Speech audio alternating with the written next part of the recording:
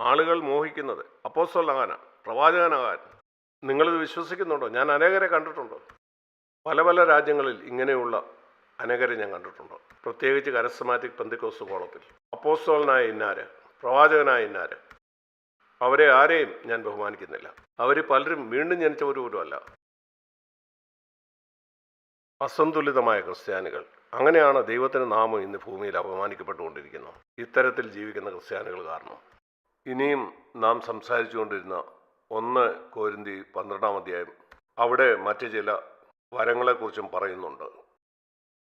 1 കൊരിന്തി 12:28. ഒന്നാമത് അപ്പോസ്തലന്മാർ. നോക്കൂ, ഇതിലേത് ആകാനാണ് നിങ്ങൾ ആഗ്രഹിക്കുന്നത്? നമുക്ക് ഓരോന്നായിട്ട് നോക്കാം. അപ്പോസ്തലന്മാർ, പ്രവാചകന്മാർ, വീര്യപ്രവൃത്തികൾ, രോഗശാന്തികളുടെ വരം, സഹായം ചെയ്യാനുള്ള വരം, പരിപാലന വരം, അത് സഭയുടെ ഭരണകാര്യങ്ങൾ നോക്കാൻ, അതുപോലെ വിവിധ ഭാഷാ വരം. ഇതിലേതെങ്കിലും നിങ്ങൾക്ക് ചെയ്യാൻ കഴിയുമോ? ഇതിലേതെങ്കിലും എന്താകാനാണ് നിങ്ങൾ ആഗ്രഹിക്കുന്നത്? ഞാൻ പറയാം, സഹായത്തിനുള്ള വരം. ആരെങ്കിലും ഇങ്ങനെ പറയുന്നത് കേട്ടിട്ടുണ്ടോ? സഹായിക്കാനുള്ള ഈ വരം കർത്താവ് എനിക്ക് തരണേ. അതിനായിട്ടുള്ള ആഗ്രഹം കാണാറില്ല. അവരുടെ ആഗ്രഹം അപ്പോസ്തലന്മാരും പ്രവാചകന്മാരും ഉപദേഷ്ടകന്മാരും ആകാനാണ്. കാരണം മാനം. അവരന്വേഷിക്കുന്ന ഒരു വരമല്ല, അവരന്വേഷിക്കുന്നത് മാനമാണ്, സഭയിലുള്ള മാനം. ഇതാണ് അനേക സഭകളെയും അനേക ക്രിസ്തീയ നേതാക്കളെയും നശിപ്പിച്ചു കളഞ്ഞത്. അവർ മാനം അന്വേഷിക്കുകയാണ്. അവരെങ്ങനെങ്കിലും സ്വർഗത്തിലെത്തിയാൽ അതിന് കഴിഞ്ഞാൽ അവർക്ക് വലിയ ഞെട്ടലാവും. എനിക്ക് വലിയ സംശയമാണ് മനുഷ്യനെ മാനം അന്വേഷിക്കുന്നവർ സ്വർഗത്തിലെത്തുമോ എന്നുള്ള കാര്യം. എൻ്റെ വിശ്വാസമാണ്, ഒരുപക്ഷെ നിങ്ങൾ അങ്ങനെ അല്ലായിരിക്കും വിശ്വസിക്കുന്നത്. മാനം അന്വേഷിക്കുന്ന ക്രിസ്തീയ നേതാക്കന്മാർ ഞാൻ ഗൗരവമായിട്ട് സംശയിക്കുന്നു അവർ സ്വർഗരാജ്യത്തിൽ എത്തുമോ എന്നുള്ള കാര്യം. അവർ നരകത്തിലേക്ക് പോയാൽ എനിക്ക് അത്ഭുതം തോന്നുന്നില്ല. കാരണം നിഗളം ദൈവം എതിർക്കുന്ന ഒരു കാര്യമാണ്, മറ്റേത് പാപത്തെക്കാളും അധികം. എന്നാൽ സഭയിൽ ഒരുത്തൻ നിഗളിയും മാനം ആഗ്രഹിക്കുന്നവനുമാണെങ്കിൽ ദൈവവചനം പറയുന്നു, ദൈവം നിഗളികളോട് എതിർത്ത് നിൽക്കുന്നു. അവനെ എതിർത്തുകൊണ്ടേയിരിക്കും അവൻ നരകത്തിൽ എത്തുന്നത് വരെ. എനിക്ക് സംശയമില്ല.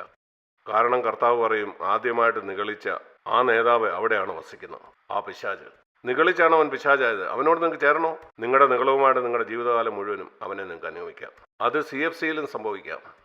എൻ്റെ പ്രിയ സഹോദരി സഹോദരന്മാരെ, അത് നിങ്ങളിൽ ആർക്കും സംഭവിക്കാം. ചില വരം നിനക്കുണ്ട്, നീ അതിൽ നിഗളിയായിരിക്കാം. മറ്റുള്ളവർ നിന്നെ അംഗീകരിക്കുന്നതാകാം. ചില കാര്യങ്ങൾ കാരണം ആളുകൾ നിന്നെ ഉന്നതമായിട്ട് കരുതുന്നു. അല്ലെങ്കിൽ ഒരുപക്ഷെ വളരെ താഴ്മയുള്ള സഹോദരൻ അത് തന്നെ നിന്നെ നിഗളിയാക്കാം. വളരെ താഴ്മയുള്ള ഒരു സഹോദരി, വളരെ സഹായി, ഇങ്ങനെയുള്ള ഏത് ചവറും നിനക്കത് വരില്ലെന്ന് നീ ചിന്തിക്കരുത്. CFCയിലുള്ള സഹോദരന്മാർ അഭിമുഖീകരിക്കുന്ന ഏറ്റവും വലിയ അപകടം ഇതാണ്. പ്രത്യേകിച്ച് അവർ മറ്റുള്ളവരെ നോക്കി പറയും, ഞാൻ ഇതുപോലല്ല. സഹോദരി സഹോദരന്മാരെ, ഞാൻ നിങ്ങളോട് ചോദിക്കട്ടെ, മറ്റ് സഭയിലുള്ള ആളുകളെ നോക്കി ഞാൻ നിങ്ങളെ പോലെ അല്ലെന്ന് നീ പറയാറുണ്ടോ? ദേവാലയത്തിൽ പ്രാർത്ഥിക്കാനായിട്ട് പോയ 2 മനുഷ്യരുടെ കഥ നിങ്ങൾക്ക് ഓർമ്മയുണ്ടോ? കർത്താവെ, ഞാൻ അങ്ങയെ സ്തുതിക്കുന്നു, കാരണം ഞാൻ ഇവനെ പോലല്ല, അവിടെ നിൽക്കുന്ന അവനെ പോലെ.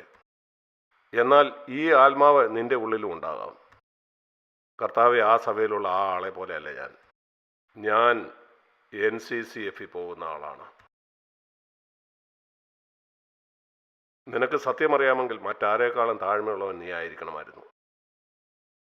ഞാൻ സാധാരണ പറയുന്ന ഉദാഹരണമാണ് ഈ മരങ്ങൾ. നിങ്ങൾക്കറിയാമോ, ഈ മരങ്ങൾ അതിൽ ധാരാളം ഫലം ഉണ്ടായിരിക്കുന്ന സമയത്ത് ഏത് കൊമ്പാണ് സാധാരണ ഉയർന്നു നിൽക്കുന്നതും ഏത് കൊമ്പാണ് സാധാരണ താഴ്ന്നു നിൽക്കുന്നതും? നിങ്ങൾ പറയുക. ഒരു കൊമ്പിൽ കൂടുതൽ ഫലമുണ്ടെങ്കിൽ ആ കൊമ്പ് എപ്പോഴും വളരെ താഴ്ന്നായിരിക്കും. ഒരു ഫലവുമില്ലാത്ത കൊമ്പായിരിക്കും എപ്പോഴും ഉയർന്നു നിൽക്കുന്നത്. കാരണം ആ ഫലത്തിൻ്റെ ഭാരം ആ കൊമ്പിനെ താഴ്ത്തി നിർത്തും. സഭയിൽ കൂടുതൽ ഫലമുള്ളവരാണ് എപ്പോഴും വളരെ താഴ്മയുള്ളവർ. മറ്റേതൊക്കെ വെറും അറിവാണ്.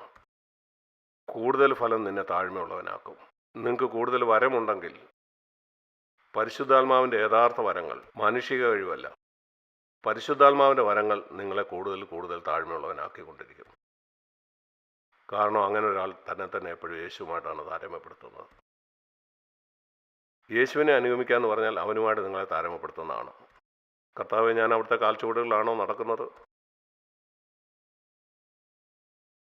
ഈ വരങ്ങളൊക്കെ നിങ്ങൾക്ക് മാനം കൊണ്ടുതരാം. അപ്പോസ്തലന്മാർ, പ്രവാചകർ, ഉപദേഷ്ടാവ്, വീര്യപ്രവൃത്തി ചെയ്യുന്നവർ, രോഗസൗഖ്യത്തിൻ്റെ വരം, ഒരു സഭയെ പരിപാലിക്കുന്നത്, അന്യഭാഷ പറയുന്നത്, ഭാഷകൾ വ്യാഖ്യാനിക്കുന്നത്. ഈ 28-ാം വാക്യത്തിൽ പറയുന്ന വരങ്ങളിൽ ഒരു വരം മാത്രമേ നിങ്ങൾക്ക് മാനം തരാതുള്ളൂ. അതുകൊണ്ട് നിങ്ങൾക്ക് ഒരു മാനവും ലഭിക്കില്ല. അതെന്താണെന്ന് നിങ്ങൾക്ക് അറിയാമല്ലോ. സഹായത്തിനുള്ള വരം. ആരും കാണാതെ സഹായിക്കുന്നവൻ. സഹായിച്ചത് ആരാന്ന് അറിയിക്കാതെ ഒരാളെ സഹായിക്കുന്നത്. ആരും അറിയാതെ വളരെ രഹസ്യമായി. അതാണ് യേശു പറഞ്ഞ ഇതിൻ്റെ അർത്ഥം. നിന്റെ വലതു കൈ ചെയ്യുന്ന എന്തെന്ന് നിന്റെ ഇടത് കൈ അറിയരുത്. കർത്താവിൻ്റെ ശരീരത്തിൽ ഇവിടെ ഒരാൾ ഒരു വലതു കൈയാണ്. അവൻ ഒരാൾക്ക് വേണ്ടി ഒരു കാര്യം ചെയ്യുന്നു. അവൻ ചെയ്തത് മറ്റാരും അറിയാൻ അവൻ ആഗ്രഹിക്കുന്നില്ല. ഇങ്ങനെ ഒരാളെ സഹായിക്കുന്ന അത്ര അത്ഭുതകരമാണ്. നിങ്ങൾ ഒരാൾക്ക് വേണ്ടി പ്രാർത്ഥിക്കുന്നു. അങ്ങനെ ആ മനുഷ്യന് സൗഖ്യം ലഭിക്കുന്നു. എന്നാൽ അവനറിയത്തില്ല നീ അവന് വേണ്ടി പ്രാർത്ഥിച്ചത്. മിക്കവാറും നമ്മൾ മറ്റുള്ളവർക്ക് വേണ്ടി പ്രാർത്ഥിക്കുമ്പോൾ അവന് സൗഖ്യം ലഭിച്ചാൽ നാം പറയും, ഞാൻ നിനക്ക് വേണ്ടി പ്രാർത്ഥിച്ചുകൊണ്ടിരിക്കുകയായിരുന്നു. അതിൻ്റെ അടിയിലുള്ള ആഗ്രഹം, എങ്ങനെങ്കിലും അല്പം മഹത്വം എനിക്ക് ലഭിക്കണം. സഭയിൽ ശുശ്രൂഷിക്കുമ്പം എത്രമാത്രം മാനം നാം ആഗ്രഹിക്കുന്നുണ്ട്. ഒരേ ഒരാൾക്ക് ഇതിൽ നിന്ന് രക്ഷപ്പെടാൻ കഴിയും. തന്നെ എപ്പോഴും വിധിക്കുന്ന ഒരാൾക്ക് മാത്രം. ഞാനിത് പറയുന്നത് 50 കൊല്ലത്തെ അനുഭവത്തിൽ നിന്നാണ്. CFC തുടങ്ങിയിട്ട് 47 വർഷമായി. ഈ നാളുകളിലെല്ലാം നിരന്തരമായിട്ട് ഞാൻ എന്നെ തന്നെ വിധിച്ചുകൊണ്ടിരുന്നു. ദൈവം എൻ്റെ സാക്ഷിയാണ്. എൻ്റെ ജീവിതത്തിൻ്റെ ഓരോ ദിവസവും ഞാൻ എന്നെ തന്നെ വിധിച്ചുകൊണ്ടാണ് ഇരിക്കുന്നത്. അങ്ങനെ മാത്രമേ എനിക്ക് യേശുവിൻ്റെ കാൽപ്പാടുകളെ നോക്കി പിൻഗമിക്കാനായിട്ട് കഴിയത്തുള്ളൂ. താഴ്മയുടെയും നുറുക്കത്തിൻ്റെയും ആ കാൽപ്പാടുകൾ. എൻ്റെ പ്രിയ സഹോദരീസന്മാരെ, നിങ്ങളെല്ലാവരും ഈ സഹായത്തിനുള്ള വരം അന്വേഷിക്കണമെന്ന് ഞാൻ ആഗ്രഹിക്കുന്നു. ആരും അറിയാതെയുള്ള സഹായം. അങ്ങനെ സഹായിക്കുക. നിന്റെ ഇടത് കൈ ചെയ്യുന്ന എന്താണെന്ന് വലത് കൈ അറിയാതെ ഇരിക്കട്ടെ. അതിലും നല്ലത് വലത് കൈ ചെയ്തതിൻ്റെ മഹത്വം ഇടത് കൈക്ക് കിട്ടട്ടെ. നീ ഒരു കാര്യം ചെയ്തു, മറ്റവൻ ചിന്തിക്കുന്നു, വേറൊരാൾ എന്നെ സഹായിച്ചത്, മറ്റൊരാളാണ് സമ്മാനം വീട്ടുപടിക്ക് വെച്ചത്. നീ എത്ര അനുഗ്രഹിക്കപ്പെട്ടവനാണ്. നീ ഒരാൾക്കൊരു കാര്യം ചെയ്തു, അവൻ ചിന്തിക്കുന്നു വേറൊരാളാണെന്ന്. നീ സന്തോഷത്തോടെ പറയണം, ഹല്ലേലൂയ, നന്ദി കർത്താവേ, ഞാനാ അത് ചെയ്തെന്ന് അവൻ അറിഞ്ഞില്ലല്ലോ. അതിൻ്റെ മഹത്വം അവൻ വേറൊരാൾക്ക് കൊടുത്തു. ദൈവമേ നന്ദി, എൻ്റെ വലത് കൈ എന്താണെന്ന് ഇടത് കൈക്ക് അറിയത്തില്ല. സഹായിക്കാനുള്ള വരം വലിയ ഒരു ശുശ്രൂഷയാണ്. അത് മോഹിക്കുക, തീവ്രമായി അത് മോഹിക്കുക. ദൈവവചനം പങ്കുവെക്കാനുള്ള ആ കൃപാവരം അത് മോഹിക്കരുതെന്നല്ല ഞാൻ പറയുന്നു. 1 കൊരിന്ത്യർ 14:1 പ്രവചനപരം വാഞ്ചിക്കാനായിട്ട് പറയുന്നു. എന്നാൽ അതിനു മുമ്പ് പറയുന്ന സ്നേഹം ആചരിക്കാനാണ്. സ്നേഹം നിങ്ങൾ ആചരിക്കുന്നില്ലെങ്കിൽ പ്രവചനപരത്തിനായിട്ട് നിങ്ങൾ വാഞ്ചിക്കരുത്. നീ മാനമാരുക അന്വേഷിക്കുന്നു.